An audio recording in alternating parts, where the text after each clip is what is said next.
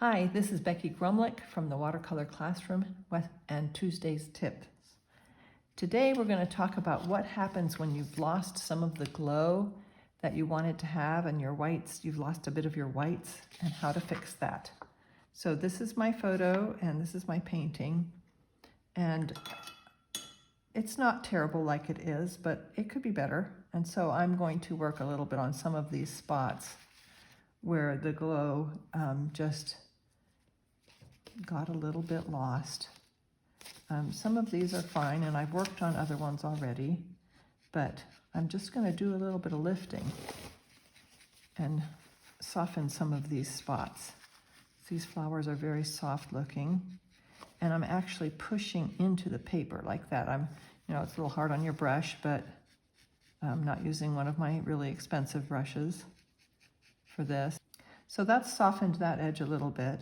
And then over here, the same thing. The very edge is white, but as you go in, it's lost a little bit of the glow.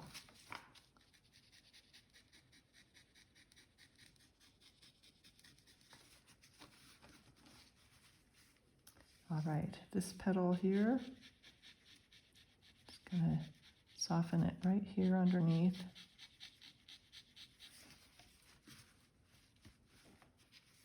And if that doesn't work, then you go to plan B. And that is to use some bleed-proof white. Now that you need a very, very clean brush and a very, very clean spot on your palette, which I don't happen to have on my palette right now. There we go. And this is the bleed-proof white. It's by Dr. P.H. Martin's, and it looks like this inside. You do not want to contaminate your jar. So you make sure you have it really white, and you put a little bit of that on your palette. You can mix it with some water, and then you treat it like just like watercolor. So if there's too much on the brush, you can get some off on your sponge. So we're going to work on this petal right here because it is really nice and bright in the painting. In the photo. And I missed it. I'm going over the whole thing, well, almost the whole thing. And then I'm going to rinse my brush a little bit and soften this edge, which you can do just like you do with watercolor. Now it won't dry quite as white as it is. So if it looks too stark, then it's easy to get rid of. This right here definitely has lost that nice white part that lets you know that it's the top of the flower. And again, I'm just going to blend and dry my brush so that it doesn't have a sharp edge. And if it doesn't blend, it might be because you have too much of the bleed-proof white on your brush and need to rinse some.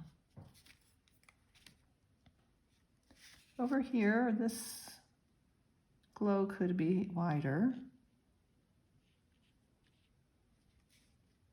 Kind of square looking, but I'm not going to make it that square. And I'll blend it on both sides, out here and in here.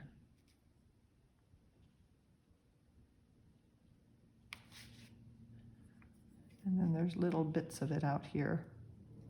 I'm just putting that on with what was on with my blending brush. Little bits in here. And back there.